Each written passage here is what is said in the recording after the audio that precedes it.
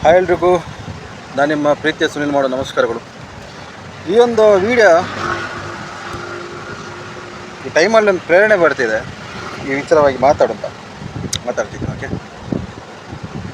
ನಮ್ಮಲ್ಲಿ ಒಂದಷ್ಟು gentleman and legends ಇದ್ದಾರೆ. ಅವರನ್ನು ಬಿಟ್ಟು ನಾನು ಈ ಒಂದು ಮಾತನ್ನು ಅನ್ನೋಕ್ಕೆ ಇಷ್ಟಪಡ್ತೀನಿ. ಯಾಕಂದರೆ ಅವ್ರು ಯಾವತ್ತೂ ಗ್ರೇಟ್. ಇವತ್ತು ಇನ್ನೊಂದು 10-20% ಏನೋ ಒಂದು ಜನ್ರೇಷನ್ ಇದೆ. ಅದರ ಬಗ್ಗೆ ಕೆಲವೊಂದು ನನ್ನ ಅನಿಸಿಕೆ ಇದೆ, ನಿಮ್ಮ ಜೊತೆ ವ್ಯಕ್ತಪಡಿಸ್ತೀನಿ. ನಾನು ಎಲ್ರಿಗಂತಿಲ್ಲ, ಲೆಜೆಂಡ್ ಆ್ಯಂಡ್ ಜೆಂಟ್ಲ್ಮ್ಯಾನ್ನ ಬಿಟ್ಟು ಒಂದಷ್ಟು ಅಂದರೆ ಒಂದು 10-20% ಪುರುಷ ವಿಭಾಗದಲ್ಲಿ ನನ್ನದೊಂದು ಕೆಲವೊಂದು ಕ್ವಶನ್ ಇದೆ, ನನ್ನೊಂದು ಕೆಲವೊಂದು ಅಭಿಪ್ರಾಯನ ವ್ಯಕ್ತಪಡಿಸ್ತೀನಿ. ನಿಮಗೆ ದೇವರು ಗಂಡು ಜನ್ಮ ಕೊಟ್ಟಿದ್ದಾರೆ. ಏನಕ್ಕೆ? ಹುಡುಗಿರಿಂದ ಸುತ್ತೋಕ, ಅಥವಾ ಹಣ ಅಂತ ಪರದಾಡೋಕ್ಕ? ಅಲ್ಲೊಂದಷ್ಟು ವ್ಯಾಮೋಹನ ಇಟ್ಕೊಂಡು ಆಸೆ ದುರಾಸೆಯಲ್ಲಿ ತನ್ನ ಒಂದು ಜೀವನನ ಮರೆತು ಬದುಕೋಕ? ಏನಕ್ಕೆ ಕೊಟ್ಟಿದ್ದಾರೆ ಗಂಡು ಜನ್ಮ? ಏನಕ್ಕೆ ಕೊಟ್ಟಿದ್ದಾರೆ ದೇವರು ನಿಮಗೆ? ಇದು ನೀವು ಪ್ರಶ್ನೆ ಹಾಕಬೇಕು ನಿಮ್ಮ ಮೇಲೆ.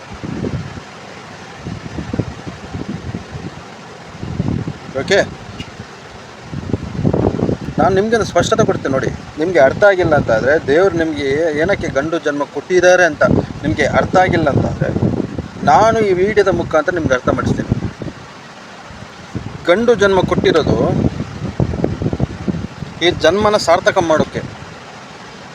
ಓಕೆ, ಗಂಡು ಆದ ನಂತರ ಏನು ಗೊತ್ತಾ, ಒಂದು ಗಂಡಾಗಿ ನಾವು ಹುಟ್ಟಿದ್ವಿ ಅಂತಾದರೆ ಒಂದಷ್ಟು ಪವರ್ ಮೆಂಟಲಿಟಿ ನಮ್ಮಲ್ಲಿ ಇರಬೇಕು. ಒಂದು ಶ್ರದ್ಧೆ, ಒಂದು ಶಿಸ್ತು, ಯಾವುದಿರಬೇಕು ಯಾವುದಿರಬಾರ್ದು, ಯಾರು ನಮ್ಮ ಜೊತೆ ಇರಬಾರ್ದು, ಆ ಒಂದು ಲೆಕ್ಕಾಚಾರದಲ್ಲಿ ನಾವು ಬದುಕಬೇಕು. ಓಕೆ, ಒಂದು ಖಡಕ್ ನಿರ್ಧಾರ ಇರಬೇಕು, ಒಂದು ಖಡಕ್ನೆಸ್ ಇರಬೇಕು. ಗಂಡಾಗಿ ಹುಟ್ಟಿದ ನಂತರ ಒಂದು ಖಡಕ್ನೆಸ್ ಬೇಕು. ಓಕೆ, ಅದನ್ನು ಬಿಟ್ಟು ನಾವು ಯಾರಿಗೋಸ್ಕರ ಹುಟ್ಟಿಲ್ಲ, ನಾವು ಯಾರಿಗೋಸ್ಕರ ಬದುಕಲೂಬಾರ್ದು, ಯಾರಿಗೋಸ್ಕರ ಸಾಯಲೂಬಾರ್ದು. ನಾವು ಪರಮಾತ್ಮ ಒಂದು ಜನ್ಮ ಕೊಟ್ಟಿದ್ದಾರಂತಾದರೆ ಈ ಜನ್ಮನ ಪರಮಾತ್ಮನಿಗೇ ಮೀಸಲಾಗಿರಬೇಕು. ಇನ್ನೊಂದಷ್ಟು ನಮ್ಮ ಈ ಒಂದು ದೇಹದ ಮುಖಾಂತರ ನಮ್ಮೊಂದು ಜನ್ಮದ ಮುಖಾಂತರ ಏನು ನಡೆಯುತ್ತಿದೆ ಧರ್ಮ ಕಾರ್ಯಗಳು, ಅದನ್ನು ಅಚ್ಚುಕಟ್ಟಾಗಿ ಮುಗಿಸಿಬಿಟ್ರೆ, ಇನ್ಯಾವುದೋ ಮರ್ಮಕ್ಕೆ ಬಿದ್ದು, ಮಾಯೆಗೆ ಬಿದ್ದು, ನನ್ನ ಲವ್ ಮಾಡು ಅಂತ ಬೇಡ್ಕೊಳ್ಳಿಕ್ಕೆ ಹುಟ್ಟಿರೋದಲ್ಲ, ಅಲ್ಲಿ ಇನ್ಯಾವ್ರಿಗೋಸ್ಕರ ಸಹಾಯ ಕೊಟ್ಟಿರೋದಲ್ಲ, ಅಲ್ಲ ಇನ್ನು ಅವಳಿಲ್ಲ ಅಂತ ನನ್ನ ಲೈಫೇ ಇಲ್ಲ ಅಂತ ಬಾಯಿ ಬಡ್ಕೊಳ್ಳಿಕ್ಕೆ ಕೂಡ ಹುಟ್ಟಿರೋದಲ್ಲ, ದೇವರು ಹುಟ್ಟಿಸಿಲ್ಲ. ಓಕೆ, ನಮಗೊಂದು ಅರಿವಿರಬೇಕು, ನಾವೇನು ಮಾಡಬೇಕು, ನಮಗೊಂದು ಅರಿವಿರಬೇಕು, ನಾವೇನು ಮಾಡಬೇಕು, ನಮ್ಮ ಜೀವನದಲ್ಲಿ ನಾವು ಯಾವ ರೀತಿ ಇರಬೇಕು, ಶಿಸ್ತು, ಮಾನವೀಯತೆ, ಮಾನವ ಧರ್ಮ, ಒಂದಷ್ಟು ವ್ಯಕ್ತಿತ್ವ ನಮ್ಮಲ್ಲಿ ಯಾವ ರೀತಿ ಇರಬೇಕು ಅನ್ನೋದು ನಾವು ಸ್ಪಷ್ಟೀಕರಣ ಮಾಡಿ ಮುಂದಿನ ಹೆಜ್ಜೆ ಇಡಬೇಕು. ನಾವು ಅರ್ಥ ಆಗ್ತಿದೆಯಲ್ಲ? ಒಂದು ಮಾನ ಮರ್ಯಾದೆಯಲ್ಲಿ ಬದುಕಬೇಕು, ಅದು ನಿಜವಾದ ಜೀವನ. ಅದನ್ನು ಬಿಟ್ಟು ಒಂದು ದುಡ್ಡು ಮಾಡಬೇಕನ್ನೋ ಹುಚ್ಚಾಟದಲ್ಲಿ ಮಾನ ಮರ್ಯಾದೆನ ಕಳ್ಕೊಳ್ಳೋದಲ್ಲ. ಅದಿನ್ಯಾವುದೋ ಮಾಯೆ ಮೋಹದಿಂದ ನಮ್ಮನ್ನು ನಾವು ಮರೆತು ಬದುಕೋದು ಕೂಡ ಅಲ್ಲ, ಸಾಯೋದು ಕೂಡ ಅಲ್ಲ. ಅದಕ್ಕೆ ಕೊಟ್ಟಿರೋದಲ್ಲ ಗಂಡು ಜನ್ಮ. ನಿಮಗೆ ಸಾರ್ಥಕತೆ ಮಾಡ್ಕೊಳ್ಳಿ. ಹೆಣ್ಣು ಇಲ್ಲದೇನೂ ಕೂಡ ಬದುಕ್ಬೋದು, ಮಣ್ಣು ಇಲ್ಲದನ್ನು ಕೂಡ ಬದುಕ್ಬೋದು, ಇದಿಲ್ಲದೆ ಕೂಡ ಬದುಕ್ಬೋದು. ಓಕೆ, ಇದಲ್ಲದೆ ಹೆಂಗೆ ಬದುಕ್ಬೋದು ಗೊತ್ತಾ? ಹೆಚ್ಚಿಗೆ ಆಸೆ ಇರಬಾರ್ದು. ದೇವರು ನಮಗೆ ಏನು ಲಭ್ಯ ಕೊಟ್ಟಿದ್ದಾರೆ, ಏನು ಕೊಟ್ಟಿದ್ದಾರೆ, ಅದರಲ್ಲಿ ತೃಪ್ತಿಕರವಾದ ಜೀವನ ಮಾಡುವುದನ್ನು ನಾವು ಕಲಿಬೇಕು. ಆವಾಗ ಇದರ ಹಿಂದೆ ಹೋಗೋದನ್ನು ಬಿಡ್ತೀರ. ಒಂದಷ್ಟು ಸ್ಟ್ರಗಲಿಂಗ್, ತಾಪತ್ರೆ, ಅವನಲ್ಲಿ ಅದಿದೆ, ನನ್ನಲ್ಲಿ ಅದಿಲ್ಲ,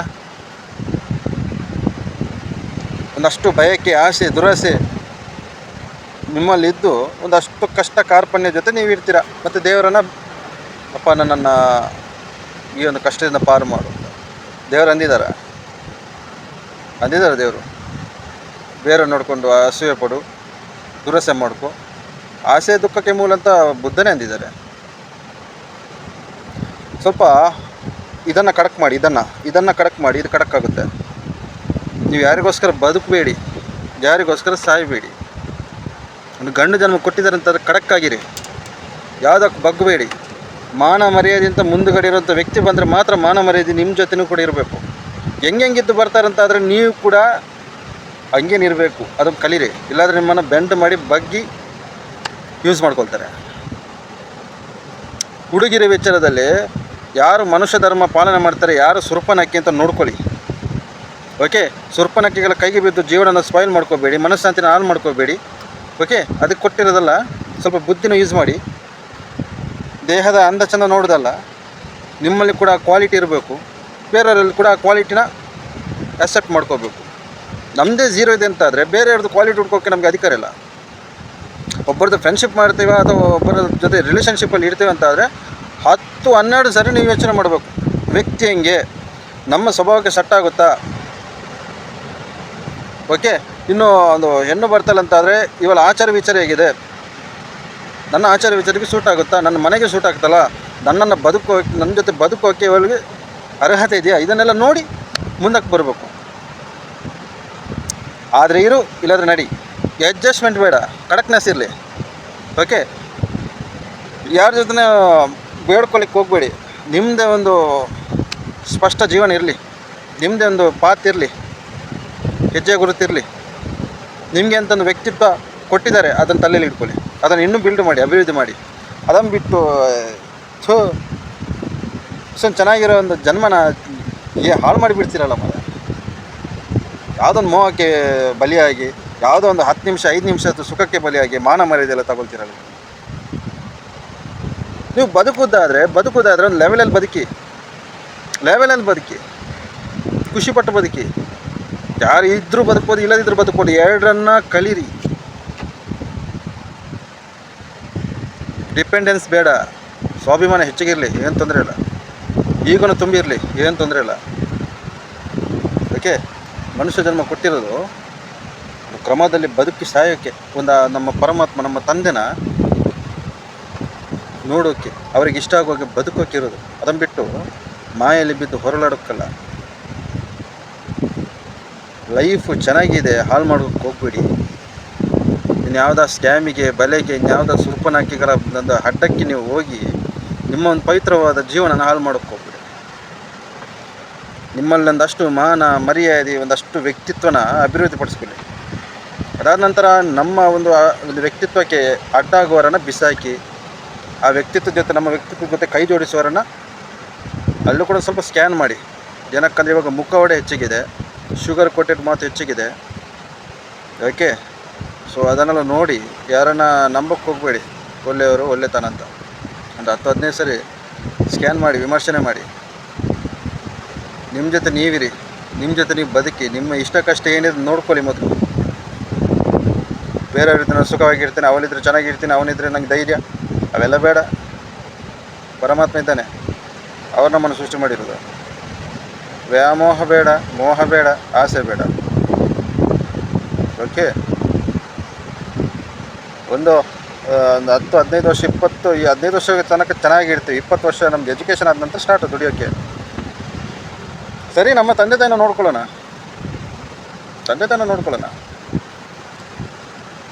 ಅದನ್ನು ಬಿಟ್ಟು ಒಂದಷ್ಟು ಸ್ಟ್ರಗ್ಲಿಂಗ್ ಅಥವಾ ನನಗೆ ಅದು ಬೇಕು ಇದು ಬೇಕು ಅನ್ನೋ ಒಂದು ಹುಚ್ಚಾಟದಲ್ಲಿ ಒಂದಷ್ಟು EMI ಮಾಡಿ ತಲೆ ಕೆಡಿಸ್ಕೊಳ್ಳುವಂಥದ್ದು ಅಥವಾ ಇನ್ನೇನ ದೇಹಕ್ಕೆ ಹಾನಿ ಮಾಡುವಂಥದ್ದೆಲ್ಲ ಯೋಚನೆ ಬಿಟ್ಬಿಡಿ. ಮರ್ಯಾದೆ ಇರೋರಿಗೆ ಮರ್ಯಾದೆ ಕೊಡಿ, ಒಂದು ಸ್ಥಾನಮಾನ ಕೊಡಿ. ಹೆಂಗಿರೋಲ್ಲ ಮಾನ ಮರ್ಯಾದೆ ಬಿಟ್ಟಿರುವಂಥವ್ರಿಗೆಲ್ಲ ಸ್ಥಾನಮಾನ ಕೊಡಬೇಡಿ, ಗೌರವವನ್ನು ಕೊಡಬೇಡಿ. ಓಕೆ, ಮತ್ತು ಇನ್ನು ಕೆಲವರು ಇದು ಅರ್ಥ ಮಾಡ್ಕೋಬೇಕೇನು ಗೊತ್ತಾ, ಹೆಣ್ಣು ಅನ್ನೋದು ಬಾಯಲ್ಲಿರೋದಲ್ಲ, ಅದು ಸಂಸ್ಕಾರ, ಧರ್ಮ, ಒಂದಷ್ಟು ಒಂದು ಆಚಾರ ವಿಚಾರ, ಒಂದು ಸಂಸ್ಕಾರ ಆ ಒಂದು ವ್ಯಕ್ತಿತ್ವದಲ್ಲಿರಬೇಕು. ಅದನ್ನು ಬಿಟ್ಟು ಬಾಯಲ್ಲಿರೋದಲ್ಲ. ಹೆಣ್ಣು ಹೆಣ್ಣು ಹೆಣ್ಣು ಅಂತ ಹುಟ್ಟದಿಂದ ಹೊರಗೆ ಬಂದವ್ರ ಥರ ಒಂದು ಬಿಹೇವ್ ಮಾಡುವಂಥ ಸುರ್ಪನಾಕಿಗಳು ಕೂಡ ತುಂಬ ಇದ್ದಾರೆ. ಅವ್ರ ಕೈಗೆ ಸಿಕ್ಕಬೇಡಿ, ಪ್ರಯೋಜನ ಇಲ್ಲದು. ಆ ಬಾಳು ದಂಡ ಬಾಳು, ಪ್ರಯೋಜನ ಇಲ್ಲದು. ಓಕೆ, ಸೊ ನಿಮ್ಮ ಒಂದು ಬದುಕಲ್ಲಿ ಯಾರಿಗೆ ಅರ್ಹತೆ ಕೊಡಬೇಕು ಅನ್ನೋದು ಕೂಡ ನಿಮ್ಗೆ ಗೊತ್ತಿರಬೇಕು. ಒಂದಷ್ಟು ಪ್ಲ್ಯಾನಿಂಗ್, ಕ್ವಾಲಿಟಿ ಎಲ್ಲ ನಡೆದಿರಬೇಕು ನಿಮ್ಮ ಜೊತೆ. ಪರಮಾತ್ಮನ ಇಚ್ಛೆ ಯಾವ ರೀತಿ ಇದೆ ಅದೇ ರೀತಿ ನಡ್ಕೊಳ್ಳಿ. ನಿಮ್ಮ ಇಚ್ಛೆ ಪ್ರಕಾರ ಮಾಡೋಕ್ಕೆ ಹೋಗಬೇಡಿ, ಅದು ಚೆನ್ನಾಗಿ ಬರೋಲ್ಲ. ಅದಕ್ಕೆ ಅಷ್ಟು ಮರ್ಯಾದೆ ಇಲ್ಲ, ಅಷ್ಟು ಚೆನ್ನಾಗಿರೋ ರಿಸಲ್ಟ್ ಬರೋಲ್ಲ, ಅದಕ್ಕೆ ಪರಿಹಾರನೂ ಕೂಡ ಸಿಗೋಲ್ಲ. ಓಕೆ, ಸೊ ನಿಮಗೊಂದು ಏನೋ ಒಂದು ಗಂಡು ಜನ್ಮ ಕೊಟ್ಟಿದ್ದಾರೆ, ಚೆನ್ನಾಗಿ ನೋಡ್ಕೊಳ್ಳಿ, ತೃಪ್ತಿಕರ ಜೀವನ ಮಾಡಿ, ಯಾವುದೇ ಮೋಹಕ್ಕೆ ಬೇಡ. ಈಗ ತಂದೆ ತಾಯಿ ಇದ್ದಾರ, ಅವ್ರನ್ನ ಚೆನ್ನಾಗಿ ನೋಡ್ಕೊಳ್ಳೋಣ. ಯಾಕೆ ಅದ್ರ ಜೊತೆ ನಮ್ಮನ್ನು ಚೆನ್ನಾಗಿ ನೋಡ್ಕೊಳ್ಳೋಣ.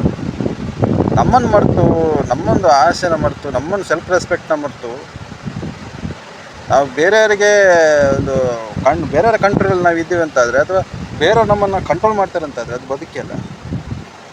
ಅದು ಬದುಕಿಲ್ಲ. ಒಂದು ಕಿತ್ತೋಗಿರೋ ಬದುಕಲ್ಲಿ ನೀವು ಬದುಕೋಕ್ಕೆ ಹೋಗಬೇಡಿ. ಒಂದು ಸ್ವಲ್ಪ ಜೆಂಟ್ಲ್ಮ್ಯಾನ್ ಆಗಿ, ಓಕೆ, ಜೆಂಟ್ಲ್ಮ್ಯಾನ್ ಆಗಿ ಥಿಂಕಿಂಗ್ ಮಾಡಿ, ಖಡಕ್ಕಾಗಿರಿ. ಯಾರ ಹತ್ರ ಎಷ್ಟು ಮಾತಾಡಬೇಕು, ಯಾರ ಹತ್ರ ಯಾರನ್ನ ಎಲ್ಲಿ ಇಡಬೇಕು, ಒಂದು ಖಡಕ್ಕಾಗಿರಿ. ನೀವು ಯಾವ ಖಡಕ್ಕಾಗ್ತೀರ ಎಲ್ಲ ನಿಮ್ಮ ಕಂಟ್ರೋಲಿಗೆ ಬಂದುಬಿಡುತ್ತೆ. ಆ ಖಡಕ್ನೆಸ್ ಕಲ್ತುಬಿಡಿ. ಇನ್ಯಾವುದೋ ಮೈಮಾಟಕ್ಕೆ, ಇನ್ಯಾವುದೋ ಒಂದು ಕಿತ್ತೋಗಿರೋ ಕೆಲವ್ರದ್ದೊಂದು ಇರುತ್ತೆ.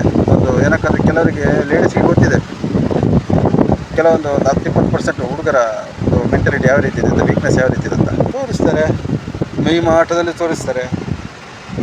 ಅದಕ್ಕೆಲ್ಲ ಬೀಳಕ್ಕೆ ಹೋಗ್ಬಿಡಿ. ಅದು ಒಳ್ಳೆ ಅಪ್ಪಮ್ಮನಿಗೆ ಹುಟ್ಟಿರೋದಲ್ಲ. ಅದು ನೀವು ಅಪ್ಪಮ್ಮನಿಗೆ ಹುಟ್ಟಿದ್ದೀರಂತಾದರೆ ಚೆನ್ನಾಗಿ ಬದುಕಿ. ಅಂದರೆ ಅದು ಒಳ್ಳೆ ಅಪ್ಪಮ್ಮನಿಗೆ ಹುಟ್ಟಿರೋರಲ್ಲ ಅವರು, ಬಟ್ ನೀವು ಒಳ್ಳೆ ಅಪ್ಪಮ್ಮನಿಗೆ ಹುಟ್ಟಿದ್ದೀರಂತಾದರೆ ಒಂದಷ್ಟು ಮರ್ಯಾದೆ, ಕಂಟ್ರೋಲು, ಅರ್ಥ ಆಯ್ತಾ, ಅದು ನಿಮ್ಮ ಜೊತೆ ಇರಲಿ. ಲೈಫಲ್ಲಿ ನಿಮ್ಮ ಕೈಯಾರೆ ಬರ್ಬಾದ್ ಮಾಡ್ಕೊಬೇಡಿ. ನಿಮ್ಮ ವ್ಯಕ್ತಿತ್ವ ನೀವು ಕೈಯಾರೆ ಹಾಳು ಮಾಡೋಕ್ಕೆ ಹೋಗ್ಬೇಡಿ. ತುಂಬ ಪವಿತ್ರವಾದಂಥ ಜನ್ಮ ಕೊಟ್ಟಿದ್ದಾರೆ, ಅದನ್ನು ಸಾರ್ಥಕ ಮಾಡೋಕ್ಕೆ ನೋಡಿ. ಓಕೆ, ತರಲೆ ಬೇಡ.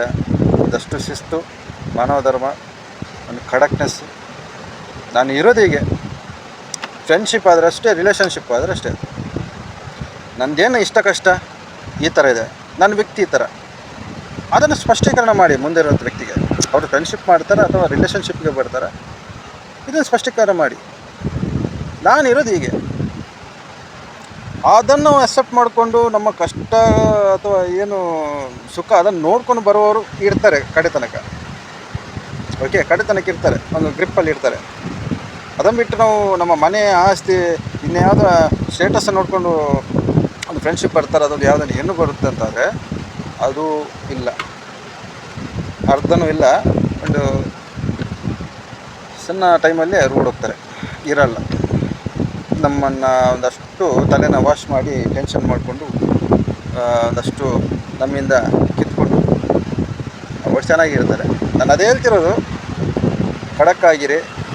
ನೀವೊಂದು ಫ್ರೆಂಡ್ಶಿಪ್ ಮಾಡ್ತೀರಂತಾದ್ರೆ ನಾನು ಇಂಥ ವ್ಯಕ್ತಿಗಳ ಜೊತೆ ಮಾಡ್ತೀನಿ.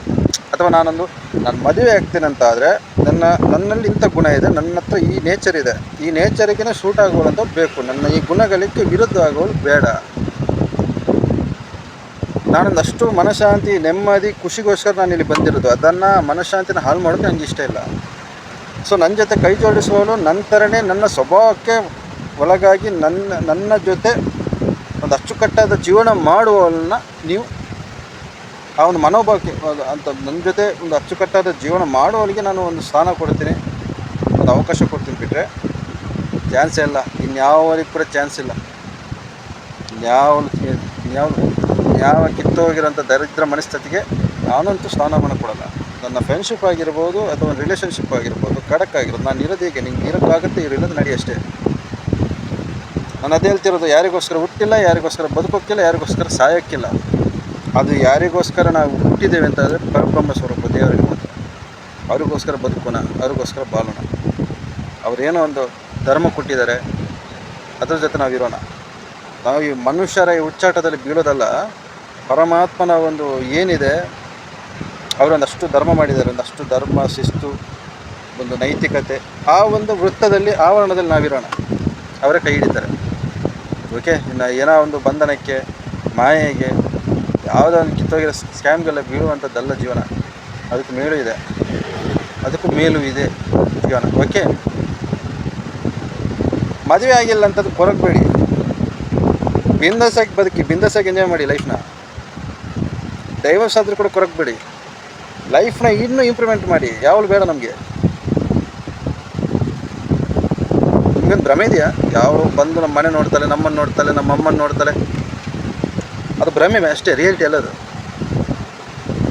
ರಿಯಾಲಿಟಿ ಏನು ಗೊತ್ತಾ, ನಮ್ಮ ಜೊತೆ ಸೆಲ್ಫ್ ರೆಸ್ಪೆಕ್ಟ್ ಸೆಲ್ಫ್ ಲವ್ ಜೊತೆ ಬದುಕುವಂಥದ್ದು, ಇದು ರಿಯಾಲಿಟಿ. ಈ ರಿಯಾಲಿಟಿ ಯಾವಾಗ ಬರ್ತೀರಾ, ಒಂದಷ್ಟು ವಿಚಾರಕ್ಕೆ ಕಡಿವಾನಾಗ್ತೀರಾ, ಲೈಫ್ ಚೆನ್ನಾಗಿರುತ್ತೆ, ಸಖತ್ತಾಗಿರುತ್ತೆ.